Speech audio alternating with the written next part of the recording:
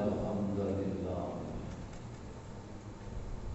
نشكره شكرا كثيرا إلى الله الذي أعطانا صحة وعافية توفيقا وهداية حتى نستطيع أن نستمع في هذه الجلسة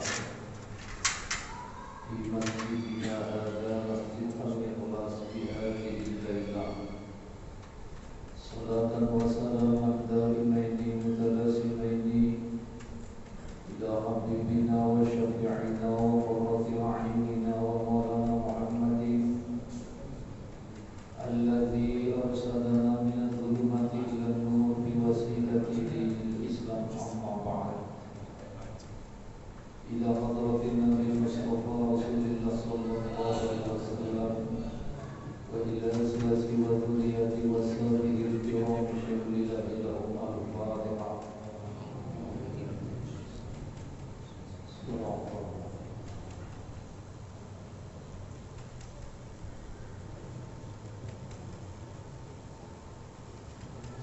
وإلى أرواح الأنبياء والمرسلين والأولياء والصالحين والصالحين والملائكة المقربين والعلماء العاملين والمصنفين المخلصين والمجاهدين في سبيل الله ثم إلى أرواح آبائنا وأمهاتنا وأجدادنا وجداتنا ومعلمينا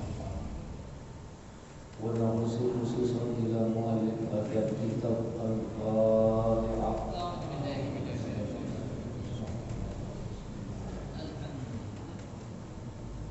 صراط الذين أنعمت عليهم غير المغضوب عليهم ولا الضالين. Para hadirin kaum muslimin, para jamaah segenap pengurus Masjid Al-Ikhlas Hidayah Allah wa iyyakum ajma'in.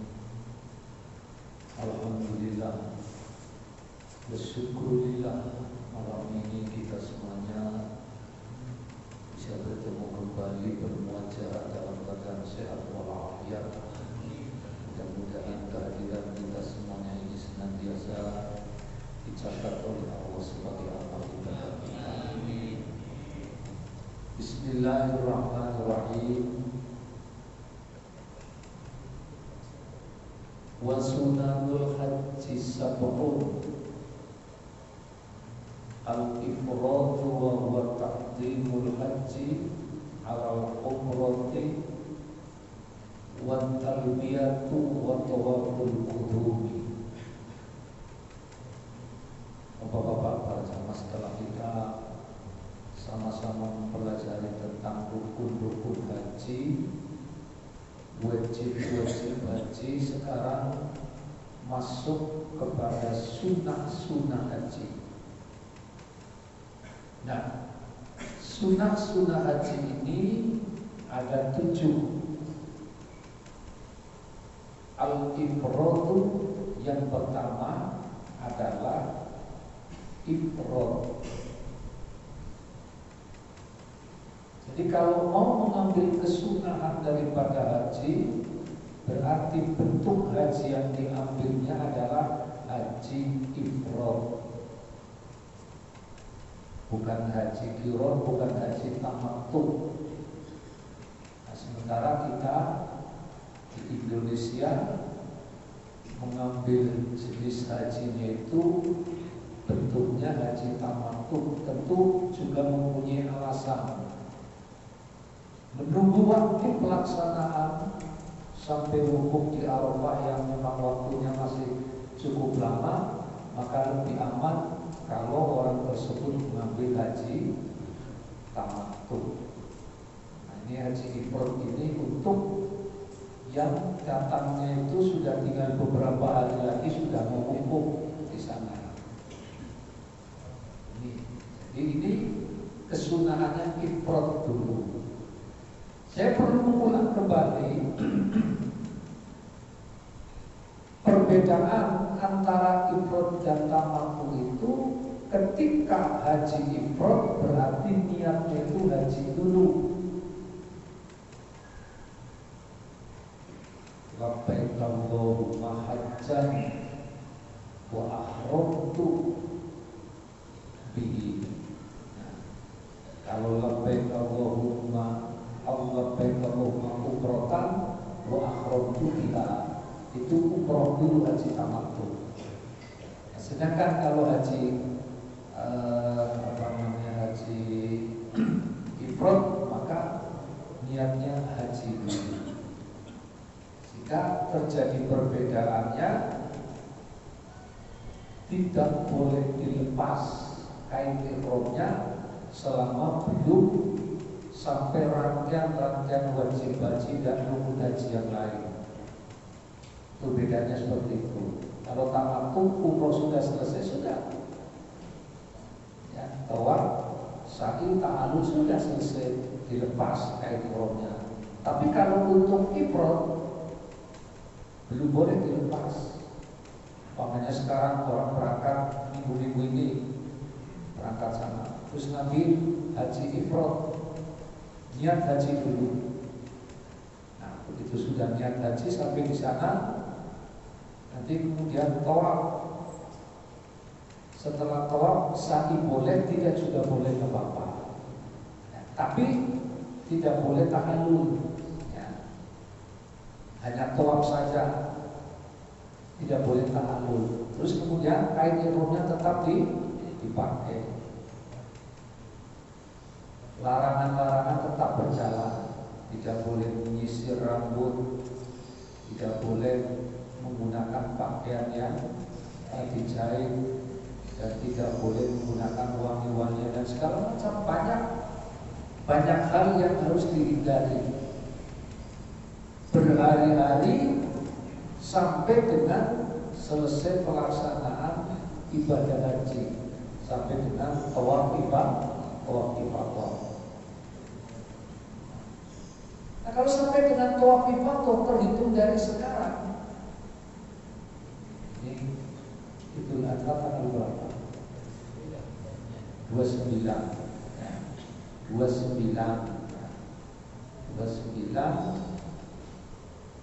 bulan Juni itu sampai 30 apa 31? 30 ya? 30 berarti Idul Adha tanggal 29, hari Tasyrik yang pertama tanggal 30, Tasyrik yang kedua tanggal 1 Juli, Tasyrik yang ketiga tanggal 2 Juli. Berarti dari sekarang sampai tanggal 3 Juli baru boleh dilepas kain ihramnya. Itu yang bagian situ. Jadi dari sekarang sampai tanggal 2 Juli masih dipakai terus kain ihramnya.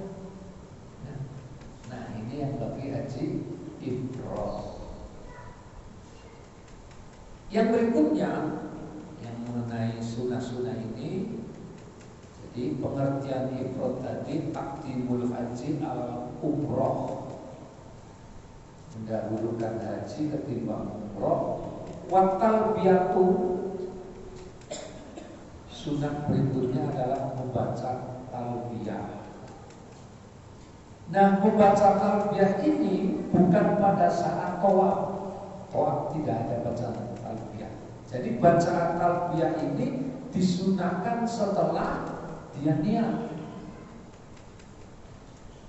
Namanya pokoknya apa ini hajinya ifrad atau haji tamattu, sudah niat di atas kendaraan mobil, bus, dan niat dibantu oleh mutawif. Setelah itu bus jalan, setelah niat langsung membaca talbiyah. Labbaik Allahumma labbaik, labbaik la syarika laka labbaik, innal hamda wan ni'mata laka wal mulk la syarika lak. Selama perjalanan, ya, selama perjalanan di atas bus itu baca itu terus. Perjalanannya kalau dari Mekah umpamanya dari Takim ya sebentar, artinya kalau dari Takim baca itunya sebentar, bisa sampai Mekah. Tapi kalau dari Madinah ya, perjalanannya panjang, paling baru setengah jam sudah pada tidur ya. Jadi setengah jam itu sudah pada tidur. Talbiyah. wa tawaful kudu, dan yang ketiganya adalah tawaf kudu. Jadi istilah tawaf kudu itu tawaf bagi orang yang menunaikan ibadah haji dengan haji ifrad, itu namanya tawaf kudu.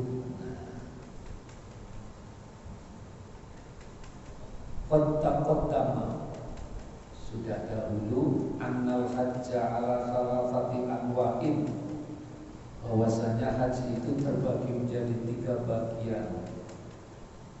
Wa anna afdhala al-ifrad, dan dari 3 bagian itu bentuk haji, jenis haji yang paling afdal adalah haji ifrad. Wa amma talbiyatu fatustahabu halal ihram. Nah, adapun talbiyah itu disunahkan untuk dikumandangkan, disunahkan untuk dibacakan, disunahkan untuk disampaikan saat ihram. Itu tadi, saat ihram itu berarti sesudah niat, itu baru. Sementara nanti kalau sudah tawaf tidak ada bacaan itu. Nanti pada saat tawaf itu ada bacaannya. Sudah. Kalau orang haji baik melalui mandiri atau melalui furoda atau melalui haji plus, itu yang jelas semuanya nanti sudah diberikan buku-buku panduan. Buku panduan yang berkaitan dengan masalah pelaksanaan ibadah haji, yaitu menyangkut masalah tawaf. Tawaf putaran pertama apa bacaannya ada, tawaf kedua nanti ada bacaannya, tawaf ketiga bacaannya ada lagi. Jadi setiap putaran itu bacaannya berbeda-beda. Pak Ustaz, ini saya mau haji, tapi saya nggak bisa baca doa-doa yang ada di itu, di buku panduan. Terus bagaimana? Bisa nggak baca doa lain? Bisa. Karena tawaf itu yang wajib muternya, bukan bacanya, bukan. Jadi muternya yang wajib. Umpamanya selama tawaf 7 kali putaran yang dibaca bolak-balik Rabbana atina fid dunya hasanah, itu ya. Jadi beratus-ratus bisa beribu-ribu kali baca Rabbana atina fid dunya hasanahnya, karena dari putaran pertama sampai putaran yang terakhir yang ketujuh cuma itu dia bisanya. Atau bisa juga dengan membaca ayat-ayat Al-Quran, bisa. Surat Al-Ikhlas umpamanya dibaca gitu. Nah, sementara ada batas-batas tertentu yang merupakan anjuran, tidak merupakan sebuah kewajiban. Ini ketika sudah sampai kepada rukun yamani, rukun yaman itu setelah putar dari Ijir Ismail terus ke sana lagi satu lagi. Nah itu kan baru Rabbana atina, dari situ Rabbana atina fid dunya hasanah wa fil akhirati hasanah wa qina adzabannar wa ja'alna jannata ma'al abrar ya aziz ya rabbal alamin. Nah kalau belum sampai ke rukun acara sholat, nah itu masih baca itu lagi, diulang lagi. Nah begitu sudah sampai lurus ya, dari acara sholat itu, kalau jarak jauh kita cuma istilah saja, Bismillahirrahmanirrahim sambil menuju. Jadi menujunya itu ada istilah namanya dari jarak jauh. Posisinya menghadap ke sana, umpamanya di sini. Jadi kita sama. Jadi nggak boleh Ka'bahnya di sini, kita menghadapnya ke sana ke sana. Ya, gitu. Dan posisi Ka'bah yang harus dikitari itu harus selalu berada di sebelah kiri. Jadi harus menghadap Ka'bah. Ininya terus berputar 24 jam, tidak pernah berhenti, selalu dikitari oleh umat Islam dari berbagai penjuru dunia. Bukan hanya pada saat di musim haji saja, tapi setiap saat, setiap waktu. Ini Ka'bah itu diciptakan oleh Allah, diletakkan di sebuah negara yang kalau dihitung secara keseluruhan itu adanya di garis khatulistiwa. Jadi posisinya tengah-tengah dunia itu Ka'bah itu. Ya. Jadi posisinya itu di tengah-tengah dunia, sentral umat Islam seluruh dunia, yang dulu pertama kali dibangun oleh Nabi Adam alaihissalam. Jadi Nabi Ibrahim itu cuma merenovasi, istilahnya gitu ya, merenovasi. Kalau yang bangun pertama kali adalah Nabi Adam. Ya. Jadi bangun sebagai dasar fondasi di mana umat Islam yang pada saat Nabi Ibrahim alaihissalam memiliki putra yang bernama Ismail, itu istrinya dari dari Arab itu. Sementara istri dari Nabi Ibrahim yang bernama Sarah itu dari kalangan beda lagi. Maka dari Nabi Ibrahim punya istri yang bernama Sarah. Sarah punya anak namanya Ishak. Dari Nabi Ishak kemudian bermunculan nabi-nabi, Ishak, Yakub, Yusuf, Ayub, Syuaib, Harun, terus termasuk Nabi Musa. Itu dari situ, keturunannya dari situ. Nah, begitu yang dari Hajar punya anak Ismail, baru dari Ismail itu sekian ratus tahun lamanya baru memunculkan Nabi yang terakhir, yaitu Nabi Muhammad SAW. Sehingga mereka juga membaca kalau akan lahir seorang Nabi yang terakhir, yaitu Nabi Muhammad, karena sudah ada infonya baik di dalam kitab Taurat maupun kitab Injil. Mereka mengharapkan kapan akan kehadiran seorang Nabi yang dijanjikan oleh Allah, yaitu Nabi akhir zaman. Sudah diharap-harapkan, sudah ditunggu-tunggu, ternyata munculnya bukan dari kelompok mereka yang kemudian akhirnya mereka tidak mengakui. Nah, Bapak-bapak, karena itu makanya Yahudi, Nasrani, Islam itu ketemunya di Nabi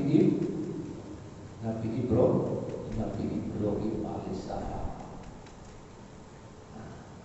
Rasulullah Nabi Muhammad, Nabi kita ini merupakan Imamul Anbiya wal Mursalin, sekaligus juga sebagai penutup daripada para nabi, yang satu-satunya nabi disanjung oleh Allah Subhanahu wa taala, innaka la'ala khuluqin azim. Sehingga kita sebagai umatnya ini menjalankan syariatnya Nabi Muhammad. Pelaksanaan ibadah haji syariatnya Nabi Muhammad. Tapi walaupun syariatnya Nabi Muhammad juga merupakan nampak tilas daripada perjuangan kakeknya, yaitu Nabi Ibrahim. Kenapa? Ya karena yang berkaitan dengan masalah melempar jumroh umpamanya, di dalam haji ada melempar jumroh. Itu kan dari sebuah sejarah saat Nabi Ibrahim alaihissalam mau mengorbankan putranya yaitu Ismail alaihissalam. Ibadah sa'i, lari-lari kecil antara Safa dan Marwah, itu juga merupakan aktivitas daripada perjuangan ibundanya Ismail alaihissalam saat Hajar mencari sesuatu, mencari rizki, mencari makanan untuk Ismail alaihissalam. Hijri Ismail itu tempat bermainnya Nabi Ismail waktu kecil. Kalau anak-anak sekarang kan mainnya di mall, di tempat-tempat yang gede-gede. Tapi kalau Nabi Ismail itu mainannya cuma di situ sedikit itu, ya, di lingkungan seperti itu. Namanya Hijr Ismail. Nah itu termasuk juga di dalam situ adalah doanya doa-doa yang mustajabah. Kita di Indonesia itu nggak punya ini Pak, tidak punya tempat-tempat mustajabah, tidak ada. Kuburan bukan tempat mustajabah, masjid bukan tempat mustajabah, musola bukan tempat mustajabah. Adanya di Indonesia itu adalah waktu mustajab atau waktu istijabah, antara lain waktu antara adzan dan qomat, itu waktu istijabah. Waktu malam bermunajat, itu waktu istijabah. Nah di Mekah banyak tempat-tempat istijabah. Hijr Ismail, di Maqam Ibrahim, terus lagi di sebelah tempat antara pintu Ka'bah dengan Hajar Aswad, namanya Multazam. Di situ maka orang berdoa. Di Madinah ada namanya di Raudhah. Itu tempat-tempat mustajabah, tempat-tempat doa kita ini dikabulkan oleh Allah, doa ini tidak ditolak oleh Allah Subhanahu wa Ta'ala. Nah, Bapak-bapak, para hadirin, para jamaah sekalian. Lalu yang berikutnya,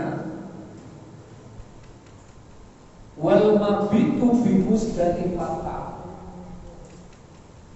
termasuk di dalam sunnah-sunnah haji adalah bermalam di Muzdalifah.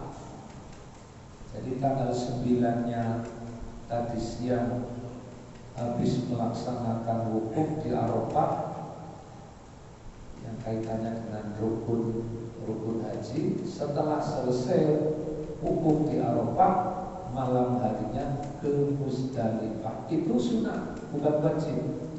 Tapi ada perbedaan. Ya, ada perbedaan pendapat. Cuma kita sampai di sini yang kita pelajari masuk bagian daripada sunnah. Jadi ada yang mengatakan wajib, termasuk juga ada yang berpendapat rukun. Namun sebagaimana yang kita yakini mazhab kita ini bahwa bermalam di Muzdalifah itu sunnah. Sehingga orang yang sakit dan perlu perawatan serius berada di dalam rumah sakit, dia hanya keluar dari rumah sakit untuk ikut yang rukun saja, dari seperti wukuf saja di Arafah. Wukufnya habis zuhur, berarti nanti berangkatnya sebelum zuhur lah, mungkin jam 10 atau jam 11. Yang jelas sebelum zuhur harus sudah ada di Arafah, pakai ambulan. Orangnya tetap dalam kondisi sakit di dalam. Yang penting intinya saat pelaksanaan wukuf dia harus ada di tempat itu. Ya. Terus ngapain? Bagi yang sakit tadi, dia tidak ngapa-ngapain, artinya dia cuma di situ aja.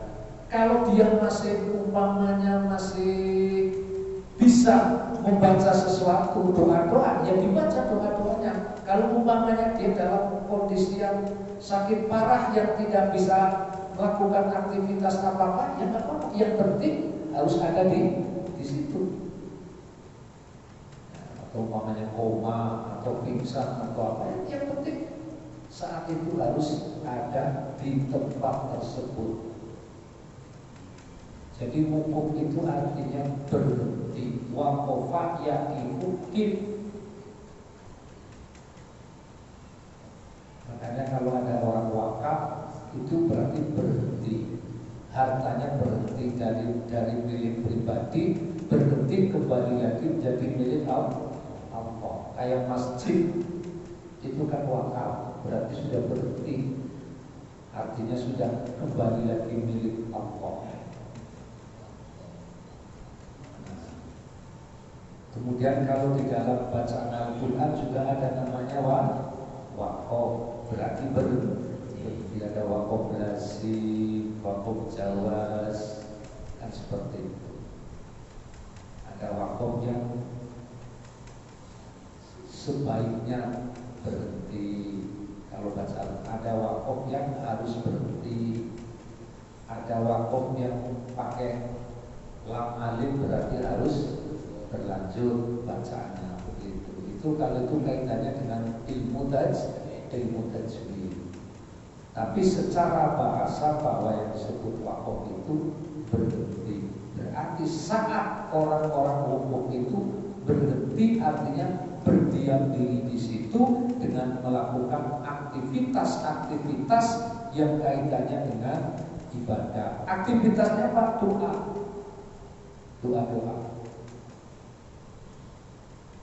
Jadi doa di situ saya pernah dengar dulu ketika orang berwukuf di Arafah, yang kebetulan beliau adalah Kiai Haji Abdurrahman Al-Mahrum bersama temannya. Nah, pada saat wukuf di Arafah ada di situ, beliau pesan kepada temannya, ya, tolong nanti menghadap ke atas gitu. Kalau langit terbuka, kamu bilang sama saya. Akhirnya benar menghadap ke atas. Jam-jam habis zuhur itu terbuka itu langit. Begitu terbuka, terus langsung baca doa. Nah, hanya beberapa puluh menit tertutup kembali itu langit. Sementara yang lain-lainnya masih melakukan aktivitas yang berkaitan dengan doa dan lain sebagainya karena sedang wukuf. Sementara Gus Dur pada saat itu langsung tidur. Nah, gitu. Ditanya, loh yang lain dari masih wukuf pada tidur? Pintu langitnya sudah tertutup. Artinya doa-doa itu sampai ke hadirat Allah saat pintu langit itu terbuka. Nah, makanya kalau kita berdoa kepada Allah, memohon kepada Allah supaya sampai ke aras, sampai sidratul muntaha, sampai ke hadirat Allah, saat langit-langit itu terbuka, kita sampai ke sana. Doa kita. Nah, Bapak-bapak, namun demikian dalam kehidupan sehari-hari ini, sesuatu yang terjadi kebaikan untuk diri kita itu tidak seluruhnya doa kita, belum tentu doa kita semua. Terkadang juga ada doa dari orang lain yang kita tidak mengerti. Kita melakukan sesuatu menolong kepada orang lain, lalu orang lain mendoakan, doanya didengar oleh Allah, dikabulkan oleh Allah. Terkadang kita berdoa kepada Allah di tahun ini tak kunjung datang, sudah ditunggu sampai 1 tahun lebih. Tahu-tahu pada tahun ketiga doanya baru dikabulkan oleh Allah, tapi kitanya sudah tidak ingat bahwa itu doa yang telah kita panjatkan 3 tahun yang lalu. Yang jelas ayatnya ada.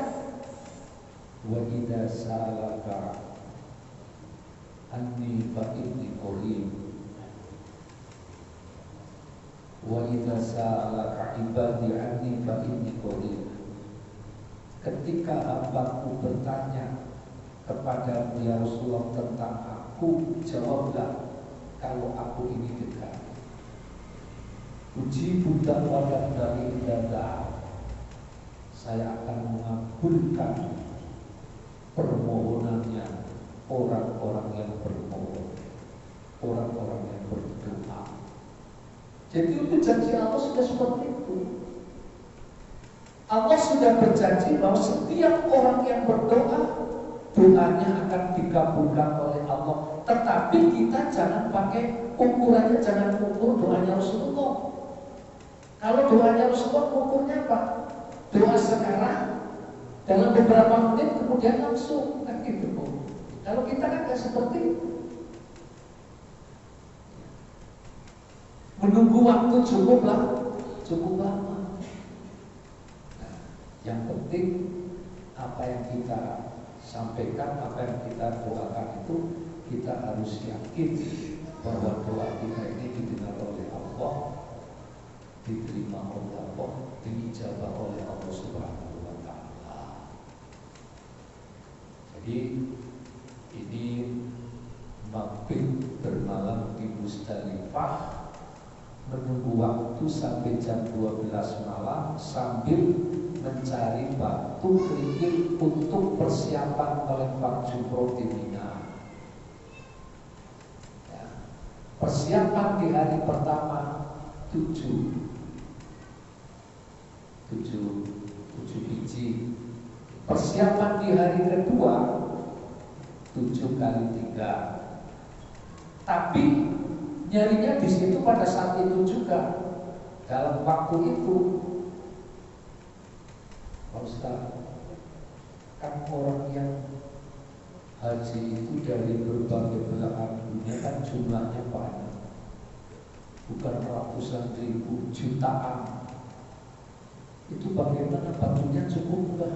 Kan gitu ya pertanyaannya. Batunya cukup enggak? Cukup Pak, enggak pernah kekurangan. Batu kecil-kecil itu cukup, tidak pernah kekurangan. Ada orang mau haji terus khawatir, daripada nanti repot-repot di sana nyari batu juga belum tentu dapat, bawa saja kerikil dari sini. Habis bangun rumah masih ada sisa batu-batu itu, nggak boleh. Nggak boleh bawa batu dari sini. Batunya harus dari sana.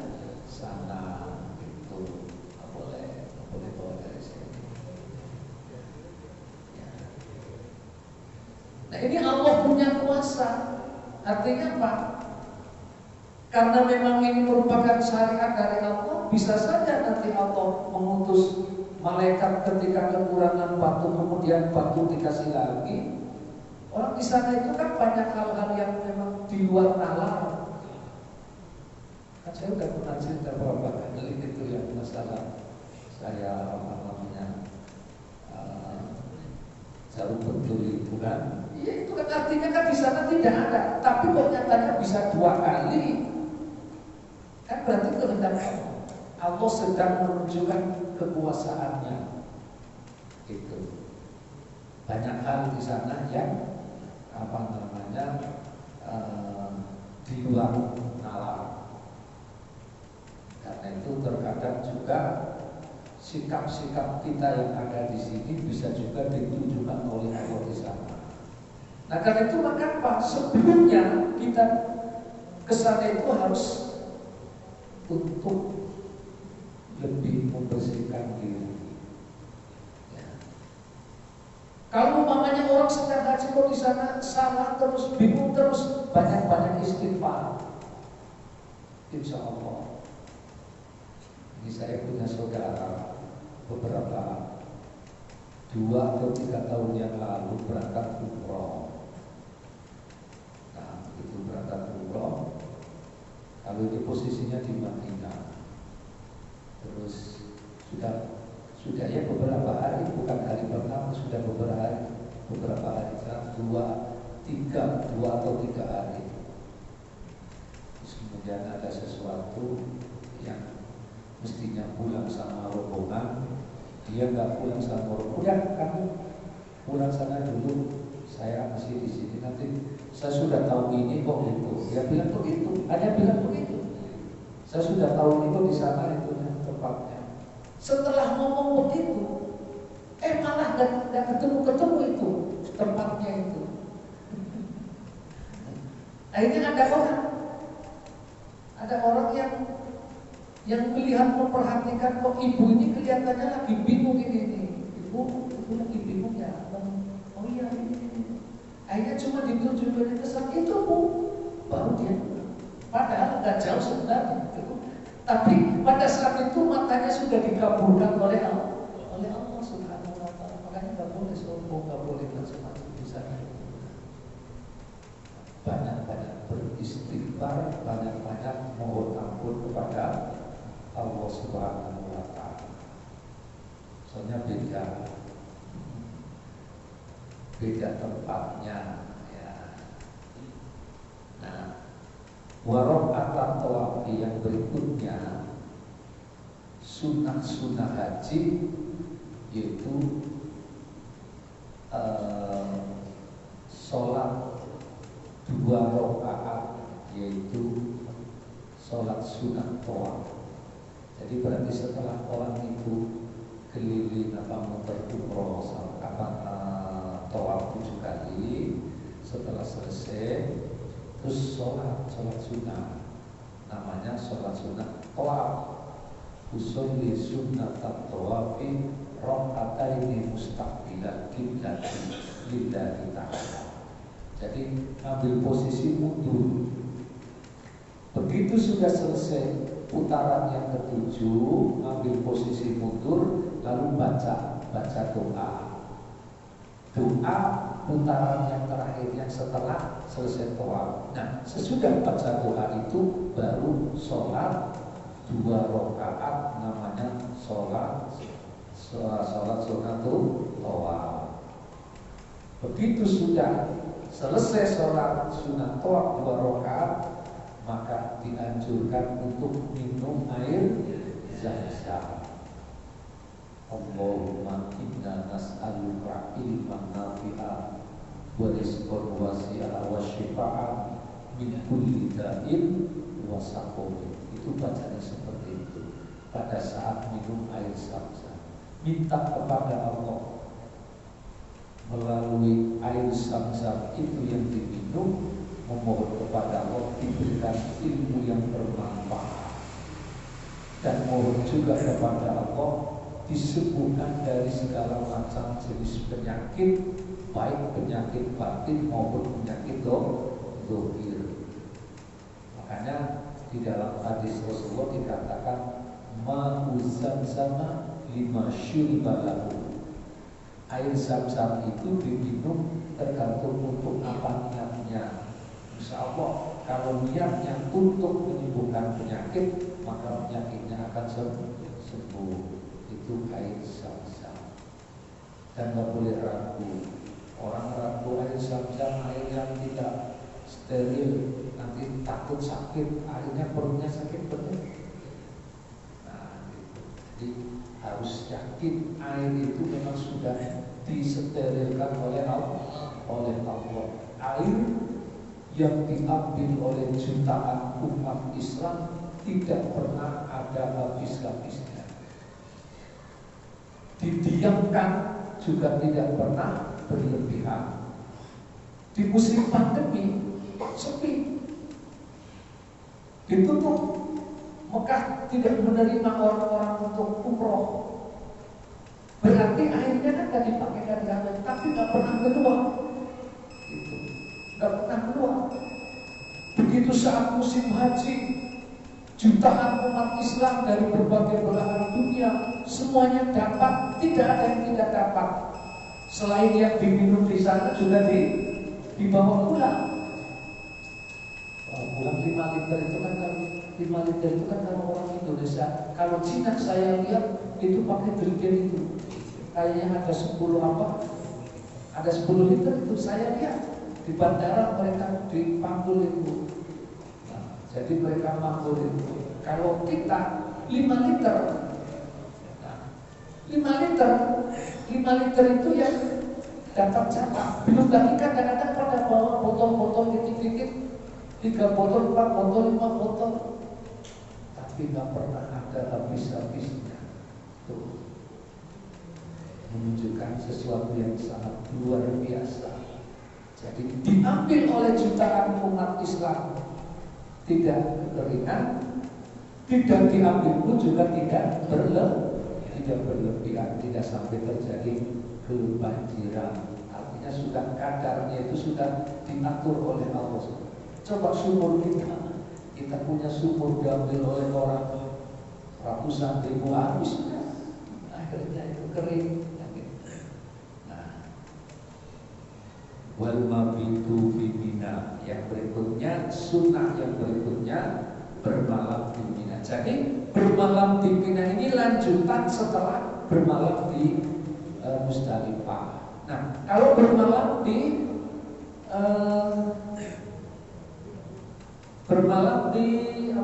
Musdalifah sampai jam 12.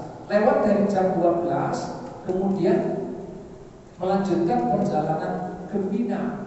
Nah, mabit di Minanya itu sunnah, tapi melempar jumrohnya wajib. Gitu. Wa tawaful wada'i, dan yang berikutnya sunnah haji adalah tawaf wada. Tawaf wada itu artinya pamitan. Jadi ibarat orang haji itu kan namanya duyufullah, tamu Allah. Tamu, kalau kata orang Jawa, tamu itu masuknya bulan dulu, pulangnya harus pamit. Nah, orang haji pamitnya itu namanya tawaf wada. Karena orang haji itu sebagai duyufullah, tamu Allah. Nah, begitu kita datang ke sana sebagai duyufullah, tamu Allah yang dimuliakan untuk menunaikan rukun Islam yang kelima, rangkaian wajib haji, rukun haji, sunnah haji sudah diselesaikan semua sampai tuntas, maka harus kembali lagi ke negaranya, meninggalkan Mekah, maka harus pamit. Nah, tawaf wada ini Pak, berarti bagi jamaah haji ketika dia ke Masjidil Haram di hari yang terakhir. Umpamanya begini nih, saya masih 2 hari lagi mau ke Masjidil Haram, 2 hari lagi. Terus besok saya ke masjid tawaf wada. Padahal besoknya mau ke masjid lagi, nggak boleh. Jadi yang namanya tawaf wada itu ke Masjidil Haram yang terakhir. Setelah tawaf wada tidak ke masjid lagi. Namanya sudah pamit.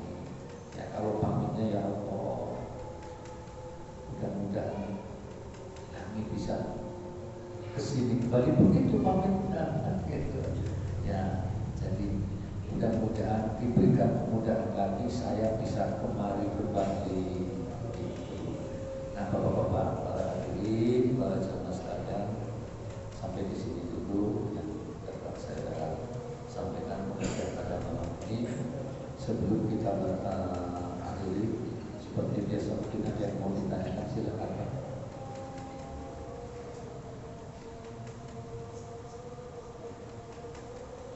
Ya, silakan. Assalamualaikum.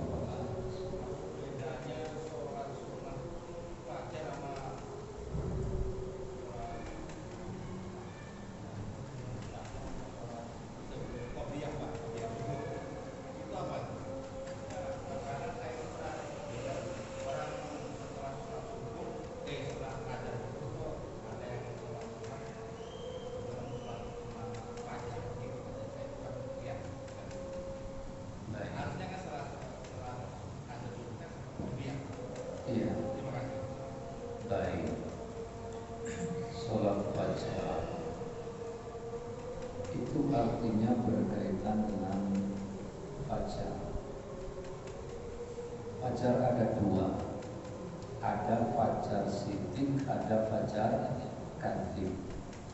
Kalau fajar kadhib itu belum masuk waktu